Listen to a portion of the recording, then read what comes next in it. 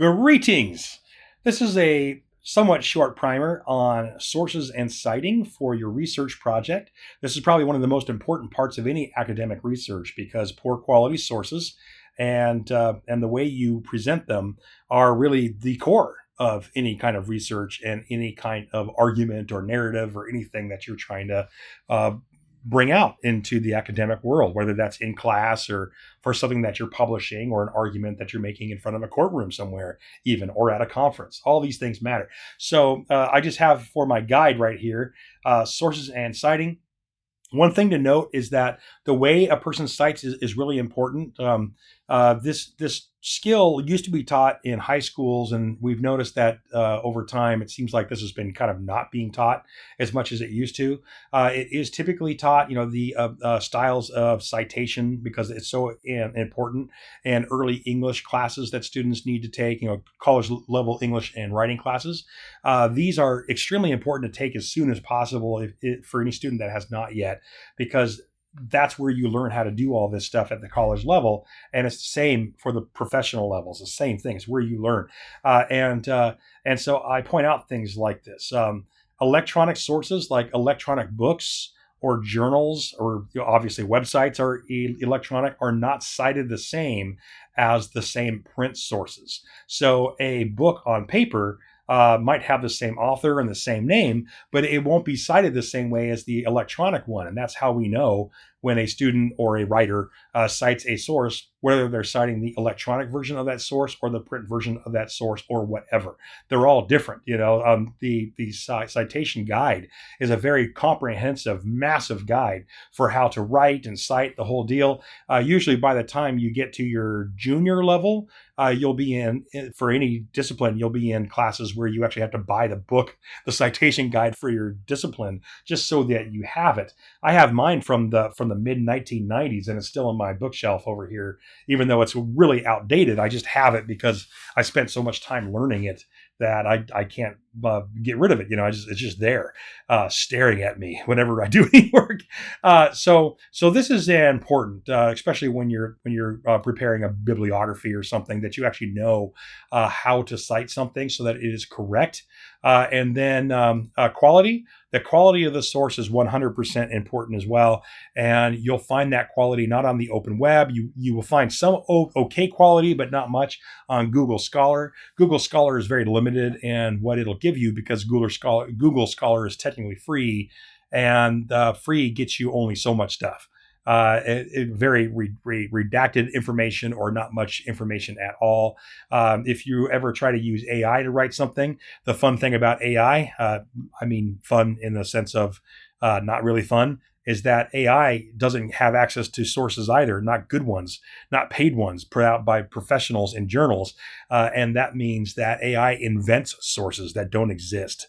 Or sometimes it takes sources that do exist, and then AI, when writing a paper for somebody, will put that source into a bibliography, like a citation, and it'll cite wrong. It'll always cite the print version instead of the electronic version, which of course is not what AI is finding. And AI doesn't read the source for you, so it just attributes fake things to that source. And whenever we find that, of course, it's terrible fraud, and we can now drop students for that out of the class. At the four-year college, students can be expelled from the college for doing that, because that's fraud. Academically is the number one crime of an academic institution. You just can't earn a degree or a place at the college amongst your academic peers if you're doing that kind of thing. All right. So as opposed to going to the web, where you'll find semi-good sources, sometimes some okay websites, but not very well supported by real evidence or information, we are here to teach you how to at least go find and explore good quality, peer-reviewed, factually clear sources. And that's part of what this assignment is for. And it's also what college is for, is to learn how to do this. So I'll put this back down here. And I'm just going to show you places that you can go for when you are writing out your own citations, how to do it. You can go to websites like bibme.org and Citation Machine. I like those. I use those. But you still have to have a base knowledge of how citations work, because even those search citation generation engines only do what they can do based on their coding, but the student or the author still has to put in things and organize it in a way that's correct. So if you don't know what you're doing and you use bibme.org or Citation Machine or something, you could still end up with a wrong type of citation or an incomplete citation.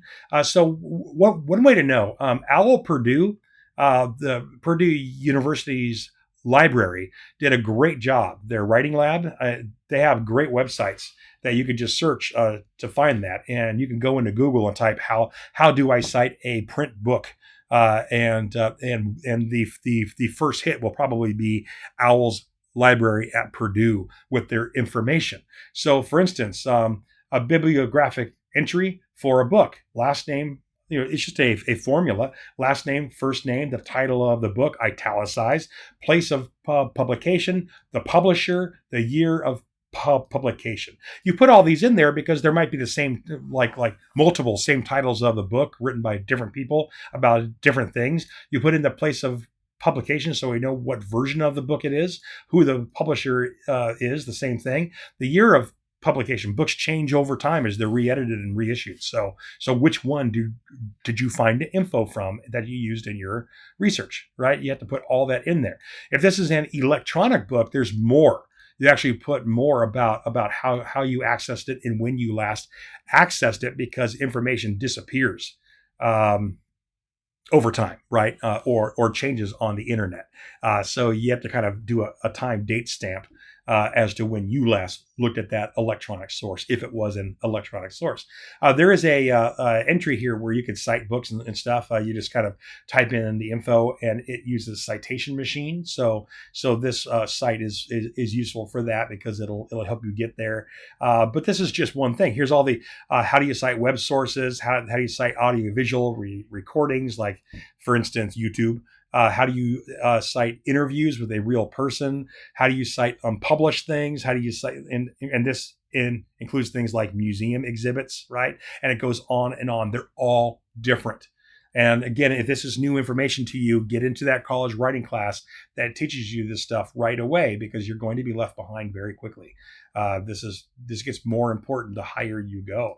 Here's periodicals. For our assignment, you'll be using a lot of periodicals, meaning like journals. And so the same thing, if an author is listed, they're not always, you put the author first, and then you have the title, and then you have what of the publisher, and the publication, all right, college composition and communication, the volume number, right, what page, all this stuff has to be in there. Right, so there's a way to do this. Electronic journals, the whole thing, and this shows you how. Now, I'm going to show you how to do this so that at least you know about this, and you can go to a number of websites to learn how to do this, such as OWL Purdue. You can also get to the guides online, the MLA guide, the APA guide, the Chicago guide. These all have a lot of detail that will help you formulate good citations. What if I told you, however, that you yourself can go to sources here at OCC where they've done the citation for you? That's even better, right? So I'm going to show you how to do that, how to find sources and have the citation done for you, which is kind of nice. Now, some of you may go off that and as appropriate. And in that case, you need to know how to do your own citations. So you go to the OCC website, go to academics, cruise down to library right here. And you're going to go for our assignment to databases A through Z. And these are all databases for multiple subjects. So we've got fashion, we've got encyclopedias, we've got health and justice.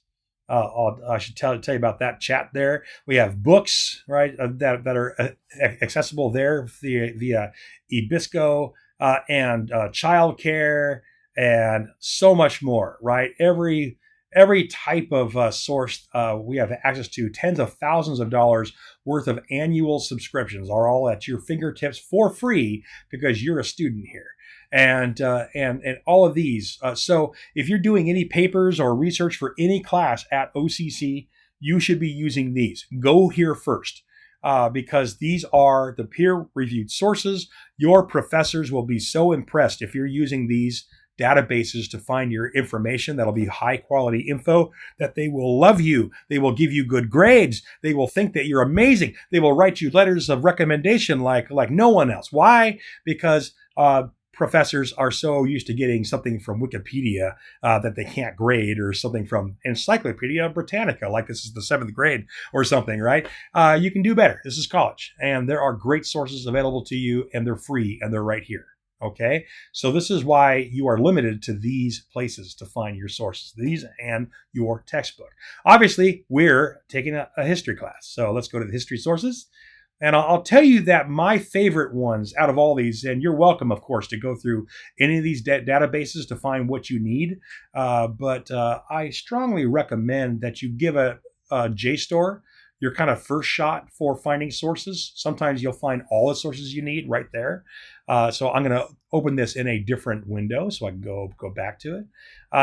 All of these have some good stuff. Some of you have fashion topics, and that might be a place to go. History Reference Center is not bad. Books and encyclopedias and all that. I'm not going to start there. I like to start some other places. There's a newspaper archive that can be good. ProQuest is a general search for all disciplines. I'm going to open that up. We use ProQuest when you're just not finding anything on JSTOR, right? Sometimes that just casts a much wider net. And then something for all academics, not just history. I'm going to go up here and go just kind of nothing but all subjects. And I want to point out one more source, one more database. And that'll take us down. Let's go to L. This is good for a lot of classes. LexisNexis University. Fantastic. This is journals and newspapers. Okay, journals and newspapers. So there we go. So let's go to some topics, and I'll just kind of show you how we search for things. I copied these right off of the discussion board without the names of the authors so that I maintain some privacy. So here's one of the first ones that I pulled off this morning. I want to focus on what role women played in the Civil War in general. I should note that when we're talking about something like the Civil War, because that's the name of the actual event, you always want to catch it because that's a title. Right, the Civil War.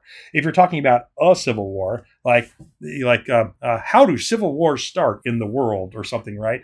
Then it's lowercase because that's a type of thing, a type of phenomena caused by humans. But if you're talking about the U.S. Civil War, you want to catch that, right? Very important to keep that clear. Tells us what war you're talking about. And so although it's a broad research topic, it is broad, but that's a good place to start. There's a lot to be explored with this overall idea. Okay, fantastic. Well, let's start with JSTOR. Okay, that's my favorite beginning point. We'll go to JSTOR. Here it is. And I'm going to, you get to tell JSTOR what kind of things you want to see. I always pick only articles to start with because I don't want book reviews. I really go other places for books. I'm not going to start there. Research reports maybe, but that's for things like Psych and Anthro. I just want full articles, like the whole thing, because I don't have a lot of time, right? I want to get this done. So now I'm just going to type, and how you type this will change what you get. So you may want to retype your search terms a few times until you really get what you want. Women, U.S. Civil War. I mean, it'll fix that, but I should use my own advice. Civil War. Let's see what pops up. Because it's a broad topic, but we don't know yet exactly our focus. There's 178,000 results, almost 179,000 results. So you've got some stuff to wade through, but you'll probably find what you need in the first couple kind of scrolls. So let's see here. This is Alcott's Civil War. That's sort of a specific. This is based on a book. I'm not really worried about a book. Mapping the spaces of women's Civil War history. Recent work on women during the Civil War reflects new interest in the way, blah, blah, blah, blah. So maybe this one. All right. I don't know yet. I haven't read it, right? But maybe this will be a place to start. Sisters War, Kentucky Women and Their Civil War Diaries. So these will be a author, a historian that's gone through Civil War diaries to find out more about women's role in the Civil War. That's pretty freaking fantastic. This is definitely going to be a source for this student. Women and Images of the Spanish Civil War. That's the wrong war, right? Whoops. Women, War, Peace, and the Military, maybe. You have to read it and see what they're talking about here. Women and the Civil War, sex. That's like different groups of people in the war. I think this is about England, though. So you have to kind of hunt around from Hardersfield, battlefield, rural Pennsylvania. Oh yeah, women and the U.S. Civil War. There's your second one for sure, right? Judith Ann Ginsburg did some research on this. So for this one student who wrote this, or anyone else, here you go. Here's where you start, those two sources. So I'm going to go to this one just because it looks great, and I'm going to click on it. And the research here is where you actually read these things and figure out what you're going to use. Penn State University Press. It's written by someone, Judith Ann Ginsburg, that works at Pennsylvania University. She's going to do a good job at her research. Why? Because she can get fired if she does not do a good job and blacklisted from teaching at all or doing research. So she's going to do a quality job. It's her job to do quality work. That's why you use her and not Wikipedia or the Encyclopedia Britannica or some general website, right? You use her because her reputation sits on whether she did a good job. And so here you go. And now you've got to kind of browse through, get some information from this. And for the student that said this is a broad topic, once you've read a couple of these articles, you will know what your focus is. You don't know yet, but you'll know your focus and you'll create your focus statement for the first part of your assignment by the time you've read through this thing. All right, because you won't know what to focus on until you have the information you need to do the focus in the first place.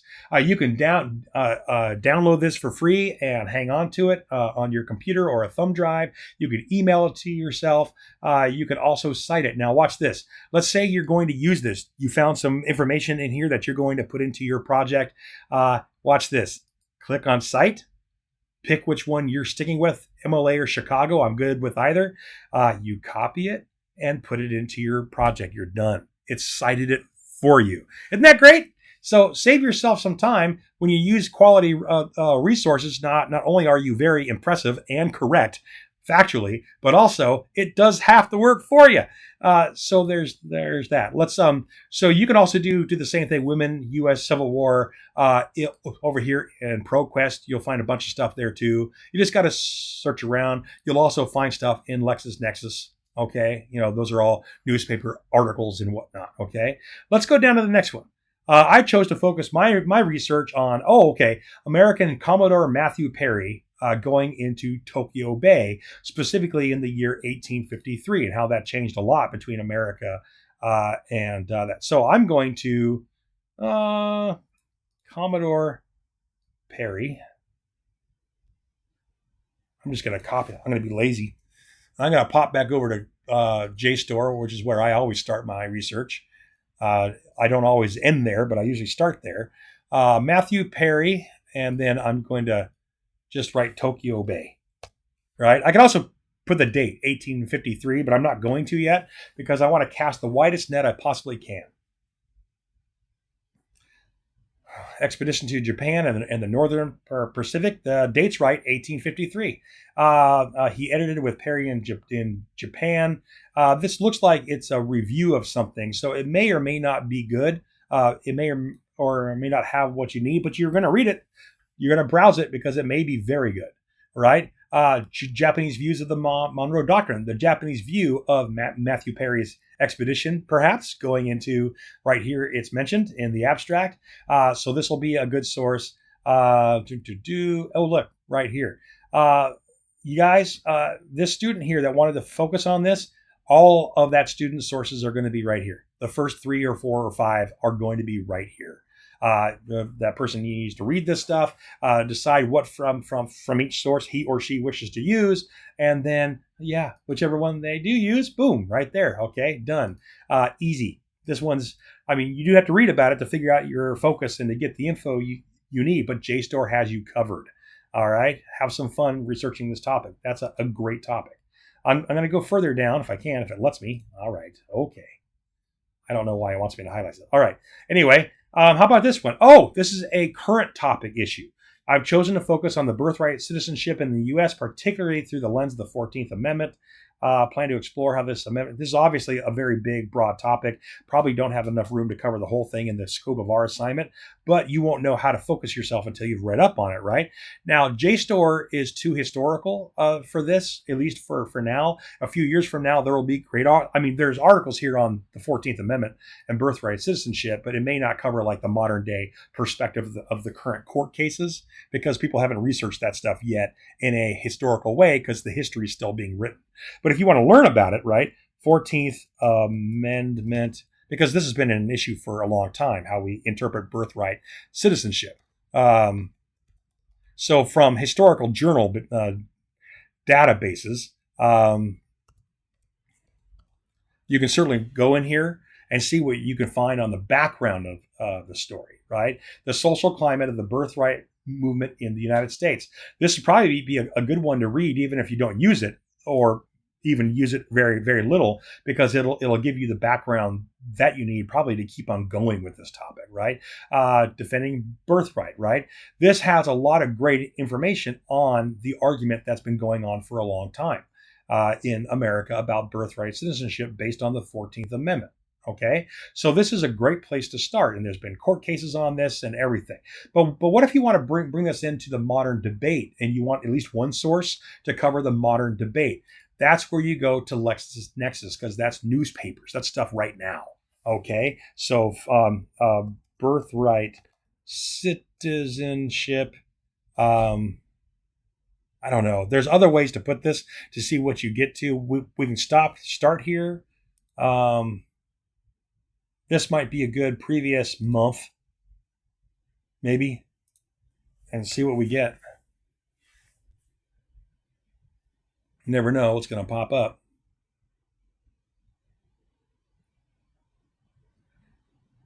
This gives a historical view of things in this paper, and then gets into the Trump administration 2.0 is what that means, going into the current argument. So one of your sources would probably want to be one of these, right? And these are all published this month because we limited the search to this month. So this is where you're going to read and find one source at least that gets into the current debate. Now, the student that wants to do this, you're not going to solve this problem. You're not, Congress or whatever, right? But you can at least, finish with this topic where you get into the history, which you'll find over here on JSTOR, and you'll find here. But over here in LexisNexis, you're definitely going to find the modern debate. Okay, and it goes on and on like this. This one's fun. This is a great focus. A lot of people did put that they wanted to talk about the witch trials. Unless you know about the witch trials, you won't know how to focus yourself because that's 2 years of history. But once you read more about it, you'll find your focus. This student, however, specifically said that they wanted to cover how the crucible is and is not accurate.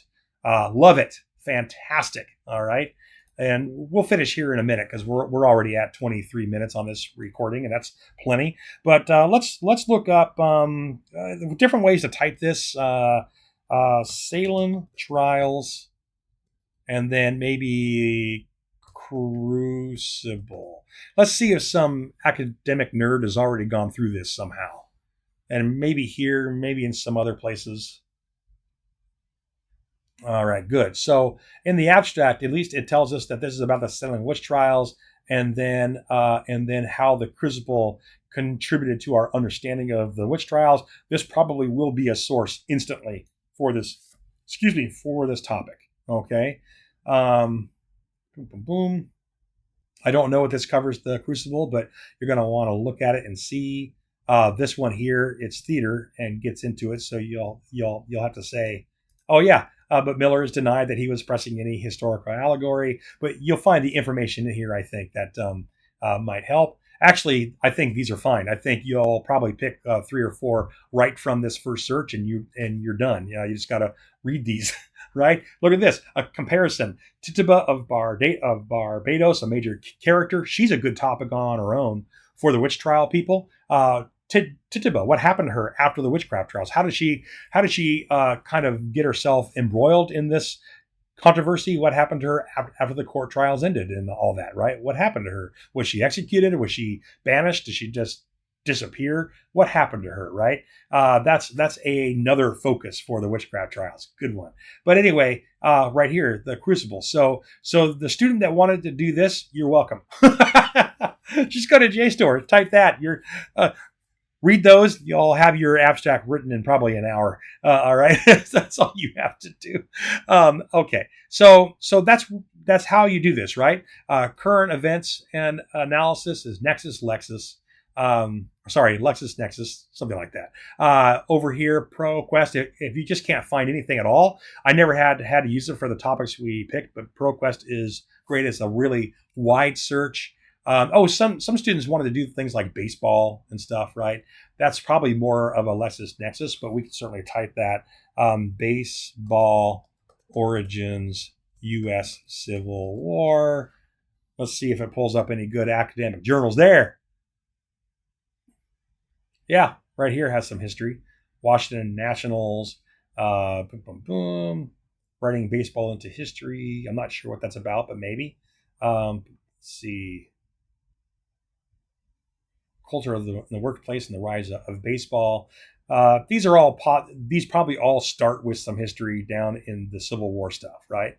But the rest of these kind of go a bit larger into bigger topics because these are academics talking about sports, which always gets interesting because they take it so much further. If I go into LexisNexis, which is newspapers, and go, or ProQuest, we'll finish with this. Baseball, U.S. Civil War, and see what. This is not going to be great. I forgot to take off the filter. I mean, it'll. What? Oh, look at that. This is just an event notice in the state news service, which says that you can go to the courthouse where the Civil War ended at and play a game of baseball there, which I think is hilarious, by Civil War rules. This might actually be an okay article for the baseball people. But the reason why this is limited to like right now is because this filter from the last search I did. So I need to clear the filter.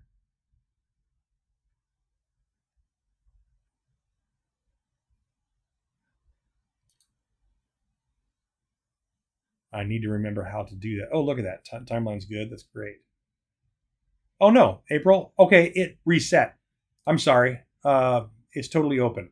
So, yeah, these are all LexisNexis articles that probably talk a bit about the history of baseball. That's fantastic. So you read up a bit, Civil War era baseball game right there, and you'll probably start to see, and these are all like museums that are reenacting early style games of baseball, right? And you can find plenty here. So this is a fine place to go. By the way, you notice how you can use JSTOR to cite for you and all that. If you go here, you look at the article, you can get your citations right there, done for you. Okay. So all of these have some help for you. ProQuest does the same thing. Okay, so anyway, if you have trouble finding sources or figuring out how to use them, the whole thing, please sign up for my office hours, and I am more than happy to go through all of that with you. I can even help you narrow your topic down. I can help you work on getting to the point where you can find some sources. I can help you get to those sources. I'm all here to help. All right, so. Thanks a lot, y'all. Good luck with these. Enjoy finding great sources for your great topics. Okay, bye.